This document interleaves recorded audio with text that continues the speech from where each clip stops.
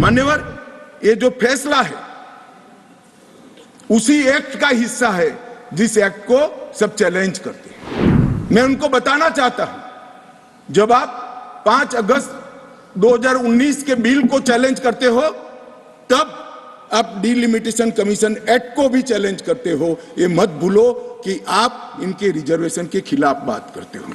मैं आज फिर से कहना चाहता हूं, पाक ऑक्यूपाई कश्मीर भारत का है, हमारा है और हमसे कोई नहीं चाहता। आप मुझे लिखिए, कश्मीर सरकार को लिखिए, किसी भी विज्ञ के बगैर आपका रजिस्ट्रेशन कर दिया जाएगा। आप मतदार भी बनोगे, चुनाव भी लड़ पाओगे और जम्मू कश्मीर के अंदर आप मंत्री बनकर भी जा सकते हो। मैं आज इस महान सदन के माध्यम से देश भर में बिखरे पड़े कश्मीरी पंडित और अन्य विस्थापितों को कहना चाहता हूं, नरेंद्र मोदी सरकार आपको न्याय देने के लिए कमिटेड है।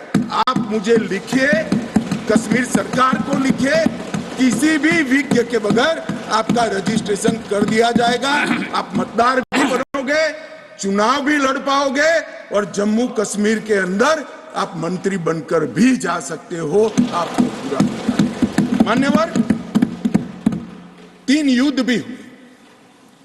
1947 में और 48 में युद्ध हुआ।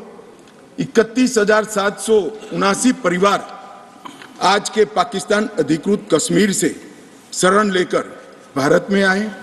इनमें से 26,319 परिवार तत्कालीन जम्मू कश्मीर राज्य में बसे और शेष 5,460 परिवार अन्य भागों में बसे। दूसरा युद्ध हुआ 65 और 71 का, और छम्ब और नियाबत क्षेत्र से लगभग 10,065 परिवार विस्थापित हुए। 3500 परिवार 65 के युद्ध में हुए और इतने ही करीब 71 के युद्ध में हुए। अब तक 47, 65 और 71 के युद्धों में लगभग 41,844 परिवार विस्थापित हुए हैं। उनको भी भारत सरकार ने ढेर सारी चिंता करी है, मैं आगे बताता हूं। मगर ये बिल जो है मान्यवर, 3 सीटें, 2 जम्मू कश्मीर से विस्थापित परिवारों के लिए और 1 सीट पाक ऑक्यूपाई कश्मीर से विस्थापित आए हुए कश्मीरी भाइयों के लिए रिजर्व करने का काम नरेंद्र मोदी जी ने बहुत मन के साथ, चाव के साथ और संवेदना के साथ किया। मान्यवर, ये जो फैसला है उसी एक्ट का हिस्सा है जिस एक्ट को सब चैलेंज करते हैं।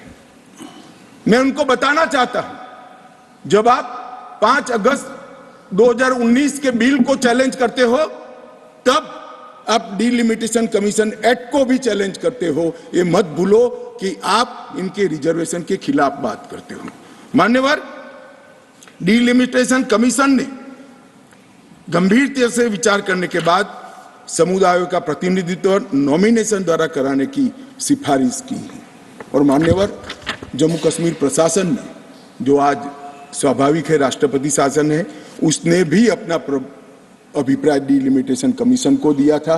भारत सरकार ने के गृह मंत्रालय ने भी दिया था कि इनके प्रति सिंपैथेटिक व्यू लेना चाहिए, इनका प्रतिनिधित्व होना चाहिए। जब वो अपनी जमीन में ही नहीं है तो असेंबली में कैसे चुनकर जा सकते हैं।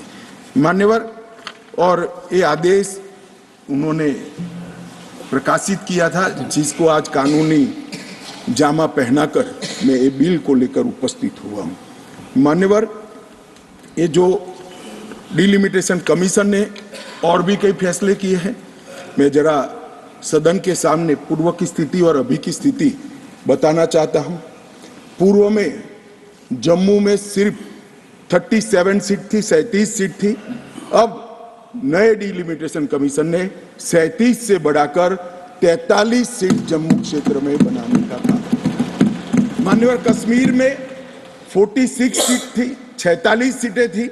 अब 46 की जगह 47 सीटें, 47 सीटें बनाने का काम। इस तरह से जम्मू और कश्मीर दोनों को मिलाकर 83 सीटें थी। लद्दाख की सीटें निकाल दी है क्योंकि वहां यूटी बन चुकी। 83 सीटें थी, उसकी जगह 90 सीटें अब डिलिमिटेशन कमीशन ने करी है, जिसको भारत सरकार ने माना।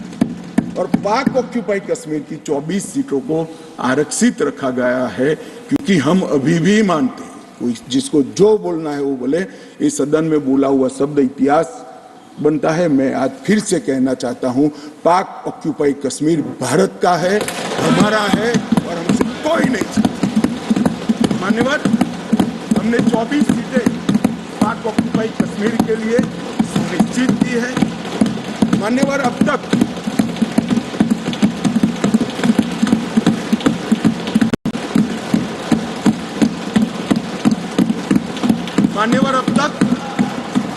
SC ST की सीटों में बड़ी विसंगतताएं भी थी, और जो दिग्विजय की कहते थे संवेदनशील अप्रोच होना चाहिए, संवेदनशीलता होनी चाहिए। SC ST के प्रति संवेदना से ही ये निर्णय हुआ है। पहले जो 7 सीटें थी SC की, उसको हमने बरकरार रखा, और ST की सीट शून्य थी, क्योंकि धारा 377 परमिट नहीं करती थी, अब परमिट करती है।